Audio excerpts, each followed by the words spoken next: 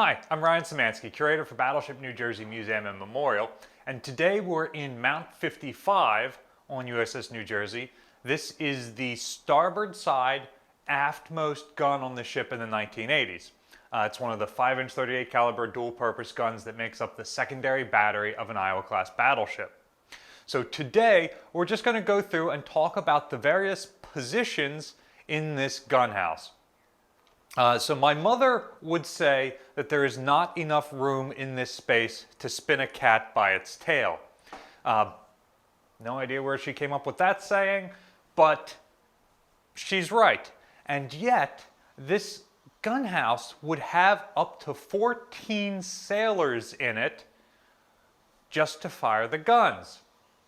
And that's one of the things that makes it really difficult to man a battleship in the modern day. How many people it takes to operate stuff like this. On a modern destroyer, the 5-inch gun's auto-load. There's nobody in the gun house itself. But on an Iowa-class battleship, you've got 14 people in here doing what an autoloader would do. So, the first position in here, top of the list, is your gun captain slash mount captain. That person would be sitting exactly where you are, where the camera is. There is a cabinet at the back of the gun house, dead center, and the gun captain can stand up on that out of the way and see what all of his guys are doing. And then he can also step up onto the cabinet that's on top of that platform, and there's a hatch in the overhead that he can stick his head out of. And that hatch even has a little splinter shield built around it that's weatherproof. That's a post-World War II addition. Only some of the 5-inch guns on Iowa-class battleships got it because the other ones are overhung by the superstructure above them. So they don't need a protective shield over them. Really, there's no room to fit one. So technically, Iowa-class battleships carry 2 separate mods of 5-inch guns. So, the gun captain, it's worth pointing out, is an enlisted sailor, usually a gunner's mate. And it's not like they're a chief gunner's mate or a particularly high rating.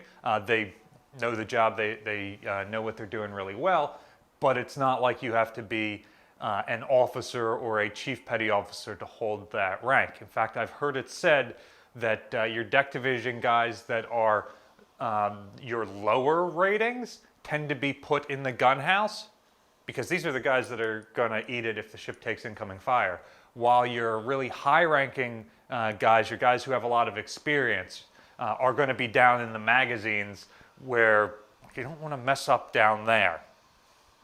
Your gun captain is the 19-year-old in a room full of 17 and 18-year-olds. Who else do we have in here? Right behind me, believe it or not, we have 2 positions in this alcove.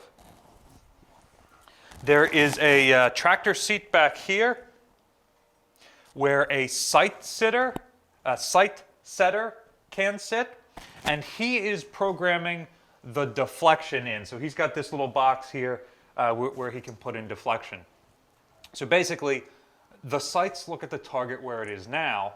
We want to lead that target based on the solution that the computers are generating and based on this gun's unique position along the side of the ship. The rangefinder that we're likely using for, say, a broadside engagement is roughly a midships. That is Sky 2 or Sky 3, the ones on the starboard and port side of the forward funnel. And so the guns aren't directly below that, they're on either side of it. So they may have to be firing inwards at a target. So you've got to program that deflection in there. So that guy's sitting on this chair, and then over here, you've got another guy standing basically where I am, and I've got the fuse setter here. So late war, the US Navy develops the VT fuse, the variable timed fuse, which has a little radar in the nose that can detect if it's about to hit a target and explode on its own. But many of the shell types for the 5-inch guns, especially early war, you have to set the fuse to explode where the computer tells you the enemy aircraft is going to be. So this guy over here is setting where he wants that to be, whether it's a star shell, he needs it to explode high up in the sky behind an enemy ship so it illuminates them for a couple of minutes, or where a flight of enemy aircraft is going to be when you're doing barrage fire and you want to put flak up that they have to fly through. So that's his job over here. Today's video is brought to you by Established Titles. Established Titles uses the ancient Scottish tradition of making landowners a laird or lady, lord or lady, by simple merit of owning property in Scotland. So Established Titles allows you to buy as little as 1 square foot of property in Scotland to become a Scottish lord or lady. This is a prefix like Mr. or Mrs. that you can put on things like your plane tickets, your credit cards, and even your dating profiles. That one's my favorite. They send you a certificate like this one. I'm Lord Ryan Mik-Szymanski now. Established Titles makes a great last-minute gift idea. Remember, the holiday season is approaching. And they donate to One Trees Planted and Trees for the Future. I absolutely love this environmentalism about the company. Remember to use the discount code Battleship to get 10% off your next purchase. And the first 200 people who purchase will get a plot right next to mine in the same kingdom. Established Titles makes a great last-minute gift, and they're running an amazing sale right now in addition to our discount code, so go over there soon. Go to establishedtitles.com/battleship and use the discount code Battleship to get your gifts now and support our channel and our museum. Over on this side of the gun barrel, there's another seat back there, and that is the trainer's position. So the trainer is the guy who is rotating the gun. And there's 2 ways you can do that. There's the automatic way where he's turning a hand crank and the motors are making the gun slew around. And then there's the manual way where, hey, maybe we've lost electrical power, but we still have to fight this engagement. He's cranking his little heart out to get this to turn. So while we don't have electrical power going through the motors that do this anymore, we do still manually rotate the guns as needed. So for example, we need to paint the barrels or the face on this gun. It's currently pointed broadside off the starboard side of the ship. So you're looking straight at it as you come up the pier to board. Well, if we wanted to paint this, we're not going to build a scaffolding up the side of the ship to the pier to get there. We're going to rotate this to point aft. And then we've got all this deck out here where we can stand on to do that work. On this side, you have 2 positions. Now you might notice if you look at a model or you look at a picture of this from the outside that there are actually 3 periscopes coming out the sides of the gun. 1 on the starboard side or the right-hand side of the gun, and 2 on the left-hand side. Well, that's because there's 2 positions on the left-hand side. If we've got the trainer on that side, then we've got the pointer on this side, and the pointer is the one who's doing up and down. So trainer does left and right, pointer does up and down. So this guy, same setup. He's on a seat over here, and he's controlling it to use the motor to go up and down, or he's got to crank that manually if the motor isn't operating right now.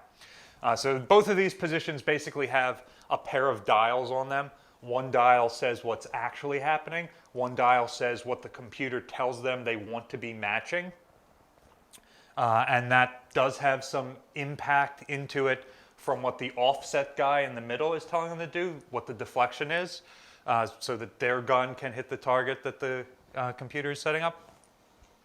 And then there's a sight checker over here, and he doesn't have a seat. He's standing just behind the other guy, and that's the periscope that's just a little bit above and behind the first one if you're looking at a model of this. And I mean, sailors are not creative when it comes to naming things. The sight checker is checking the sights and making sure that they are on the target with the right deflection and everything else. So that is 1, 2, 3, 4, 5, 6 positions. The final 8th positions are back in this area. So, first off, all of these positions are duplicate. So, I said there's 8 positions here, but really it's 4 for the left barrel, 4 for the right barrel. So if this was a single mount gun, instead of a twin mount gun like we've got, you would not need a full 14-man crew. Those guns tend to have 10 or 11 guys in them. And it's worth pointing out, I guess, also that you don't technically need a full 14 men to run this. When our gun crew does it, they do it with 1 or 2 guys. It is possible to go through all these motions as a single person and be able to fire it, like in the documentary Under Siege. You're just not going to attain the rate of fire that these guns are designed to achieve. So next up, you've got the powder man. He's standing right here, and another one right over here. You notice there's a hole in the deck there too.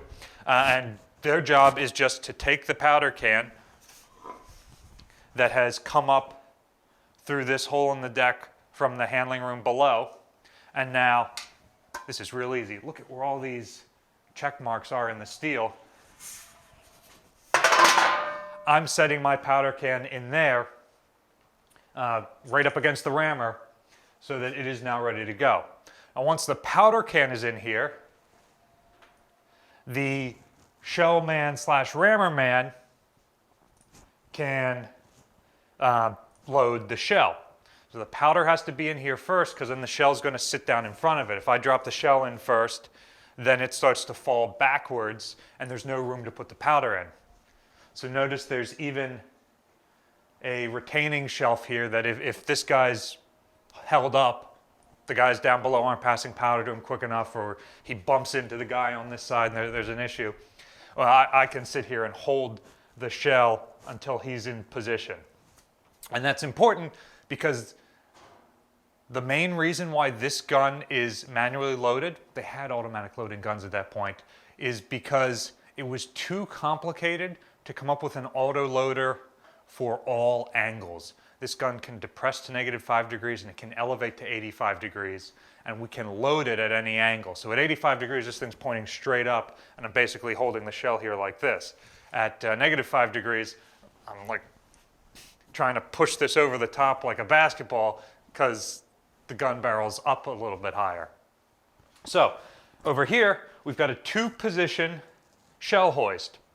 It's 2-position for high rate of fire, so that there's always one of these 2 positions, see this one's empty, is in the down position, and one's in the up position. So when I kick this door, notice it's wired shut here, this would open up and the shell would just fall out into my hands.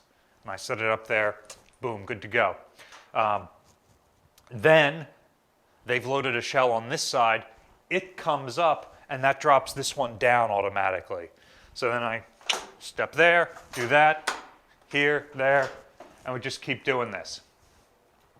This thing is cool because it is a fuse setting projectile hoist. Notice that the shell is in nose down. So I got the base of the shell up here, the nose down there. The nose is where the fuse is in a 5-inch shell.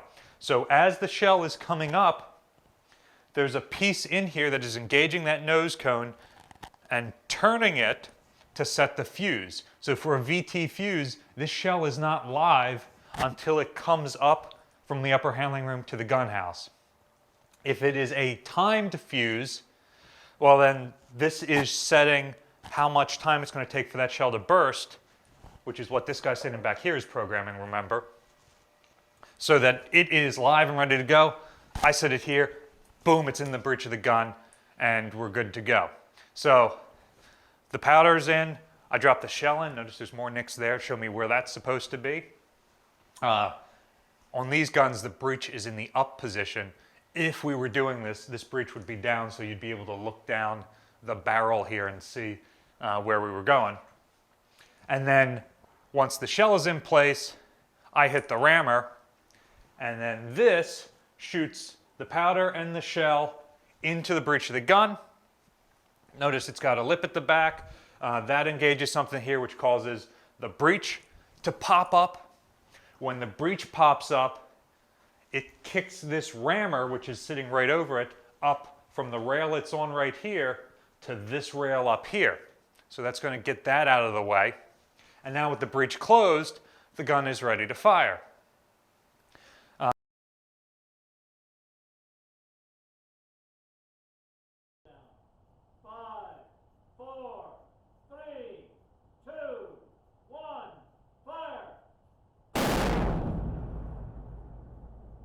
The gun fires, and then there's an extractor in there. It's a little arm that also catches this lip at the base of the powder canister. As we fire it, the shell goes downrange. Any of the powder inside this metal case goes downrange, but the metal case is still here. So the extractor grabs that metal case, and when the breech drops, it kicks the case out the back. It's the same for any modern rifle or handgun that you might shoot. You fire your 1911 and the cases are coming out the top because an extractor has grabbed it and is spitting it out as the slide is cycling.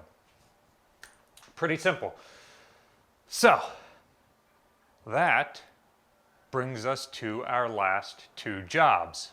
So these two guys are standing over here. You've basically got one on each side, and they are the hot case man and the shell guard. And their job basically is to make sure that these hot cases get out of the gun after they fired. This gun has a rate of fire of 15 rounds per minute, so 1 round every 4 seconds. That's the minimum requirement. After your training, you should be able to do this.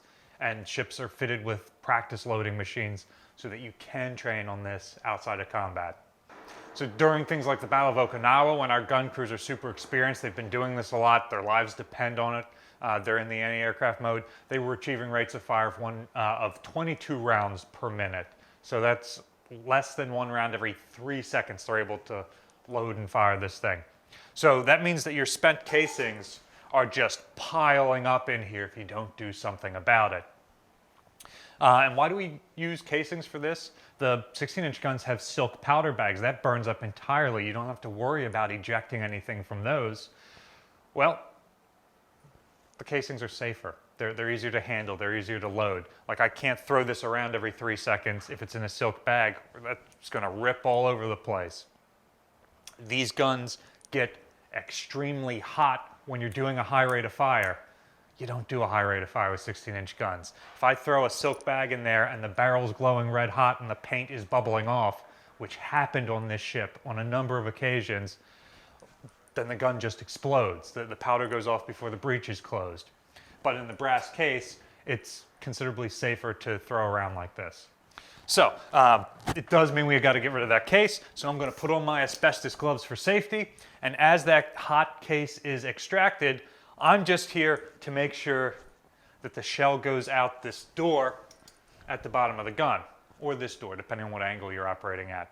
There is a rail system in here that at some angles, it will eject the shell more or less automatically, and we're just here to make sure that the shell slides out there, or the case slides out there. However, that system doesn't work at all angles. So sometimes you got to take that out and just rely on the guy with the gloves. So those are your 14 positions for manning a single 5-inch gun mount. Remember, New Jersey is built with 10 of these twin mounts. So that is 140 gunners just doing the 5-inch guns loading. So that's 140 gunners just in the gun mounts. There is about twice that many between the upper handling room and the magazines below us for each of the gun mounts. So really now we're looking at closer to 300 gunner's mates just on the 5-inch secondary battery. And that's before you even get to fire control. Who's doing the rangefinders? Who's doing the computers? That adds a couple more guys. So super manpower intensive to do this. I got a question recently. What do the gunners do in the side of the ship that isn't manned? Or do we just have enough gunners for half of the battery? That's a good question, because older sailing ships, you would only have enough gunners to man one broadside. If you get into a fight on both broadsides, either you're serving with Nelson or you're serving with someone who has no idea what they're doing, that they got themselves surrounded. So they only had enough crew to man one broadside at any given time. You're supposed to line up in a line and just be broadside to broadside with your enemy. New Jersey isn't like that, because these guns are also our anti-aircraft defense. So we may well have an aircraft flying at us on one side, and then they fly over and they're on the other side now. So we've got to be able to transition seamlessly in an engagement like that. On a sailing ship, the gun deck is just a wide open space. You run from one side to the other. The guy who mans the number 2 gun, the second gun in the row, on the starboard side, runs over and he mans the number 2 gun on the port side. Piece of cake. On this ship, if I had to climb out of this with my other 14 buddies, then run through the superstructure to get to the gun on the other side, that other aircraft's already flown overhead, dropped its bomb, Intrepid's hit again, like, it's already happened. So we do have enough gun crew for both. Really, you're just sitting around waiting for the orders to fire if you're in the unengaged side. There are gun crew shelters for, say, the anti-aircraft guns when we're in a 16-inch fight. There aren't any aircraft up there now, so you go to these interior sheltered positions where you're not going to get hit by splinters. And then if aircraft start coming off, the enemy battleship launches a float plane and we got to shoot at it or whatever, you can come out of that shelter. Otherwise, you're there to be a stretcher bearer, help with damage control, things like that. There are a couple of occasions in Battleship New Jersey's career when she's, say, doing shore bombardment during the Vietnam War. And we're only firing from one side during shore bombardment, right? We're not worried about enemy torpedo boats on the other side. We're not worried about enemy aircraft. So that other side gun crew isn't doing anything. Well, what do? After several hours of shore bombardment, they would swap the gun crews. So we're firing out of the starboard side. These guys are exhausted from manhandling. It's a 55-pound shell, 54.5 pounds, and a 22-pound powder canister. So 15 pounds of powder, 7 pounds of metal. And these guys are just sitting there trucking them in up to one round every, up to one round every 3 seconds. So that gets a little bit tiring. So they just swapped, and the guys on the starboard side got to go over to the port side guns and take a rest, and the port side gun crew came over and manned the starboard side guns. It's not ideal. Those aren't the guys maintaining these guns. But, like, hey, these guys needed a break. The 5-inch gun is arguably the most successful naval artillery piece of the 20th century. Did you have one on your ship? Let us know in the comment section down below. And our guns, we are still able to fire. We don't fire a full 15-pound charge, but if you are interested in firing one of the 5-inch guns on Battleship New Jersey, there's a link in the description below. Shoot us an email. Let us know when you're coming out. If we can get one of our gun crew members here when you're going to be visiting the ship, we might be able to make it happen.